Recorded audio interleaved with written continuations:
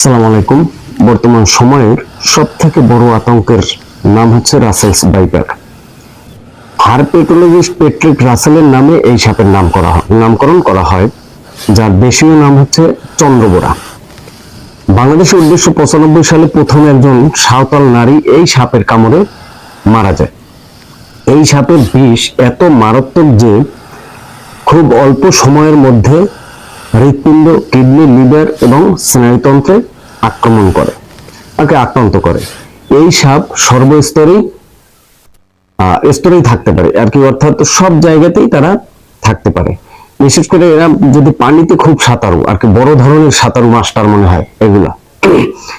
এই সাপ 1 সেকেন্ডের 16 ভাগের 1 ভাগ সময়ের মধ্যেই তার দংশন প্রক্রিয়া সম্পন্ন করতে পারে। অর্থাৎ তার কার্য প্রক্রিয়াটি এত দ্রুত যে সেকেন্ডের 16 ভাগের 1 ভাগ সময়ের মধ্যে সকল প্রক্রিয়াটা সে সম্পন্ন করতে পারে। এজন্য আমাদের সকলকেই সচেতন থাকতে হবে। ইতিমধ্যে 28 জেলায় এই সাপের বিচরণ লক্ষ্য করা গেছে।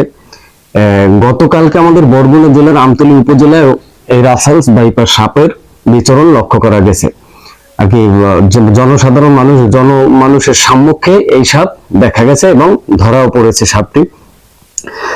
যদি কারো কোনো সাপের মাধ্যমে এই বিপদ হয়ে থাকে, অর্থাৎ যদি কারো এই সাপের মাধ্যমে দংশন প্রক্রিয়ায় যদি কারো কোনো বিপদ ঘটে থাকে, অবশ্যই আপনারা ওঝার কাছে যাবেন না, ওঝার নাম মুখেও আনবেন না। সাথে সাথে যত দ্রুত পারেন সদর হাসপাতালে নিয়ে যাবেন, কারণ সেখানে এর চিকিৎসা আছে। অবশ্যই, যেহেতু মানুষ এই বিপদের সাথে বেশিরভাগই আতঙ্কিত হয়, সেই জন্য আতঙ্কের জন্যই বড় বিপদ হয়।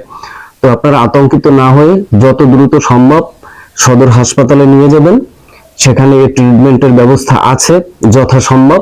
আর ক্ষত স্থান যত নাড়াচাড়া না দিয়ে পারেন ততই ভালো। সর্বশেষ আরো একটি উপায় আছে এই বিপদ থেকে বাঁচার জন্য, আর রক্ষা পেতে সকাল বিকেল আপনারা পাঠ করবেন আউযুবিকা লিমাতিল্লাহিত, আউযুবি কালিমাতিল্লাহিত তাম্মাতি মিন শাররি মা খালাক। এই দোয়াটি সকাল বিকাল পাঠ করতে থাকবেন। আল্লাহ আমাদের এই বিপদ থেকে রক্ষা করবেন ইনশাআল্লাহ। আর যেহেতু বিপদ, অবশ্যই সকলের সচেতন থাকতে হবে।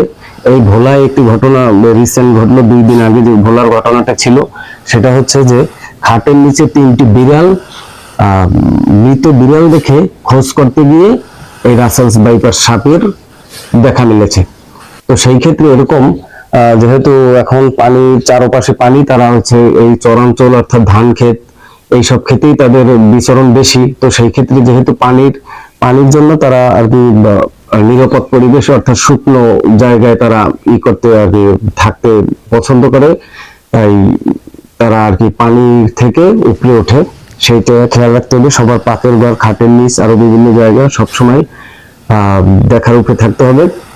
আর এই কিছুদিন আগেও আমাদের এই দিকের আমরাগাছি একটা ইউনিয়নে, সেখানেও এক মহিলা সাপের কামড়ে নিহত হয়। তখন বোঝা যায় না যে আসলে কোন সাপের কামড়ে নিহত হয়েছে, সেটাও রেমালের পরবর্তী ঘটনাই।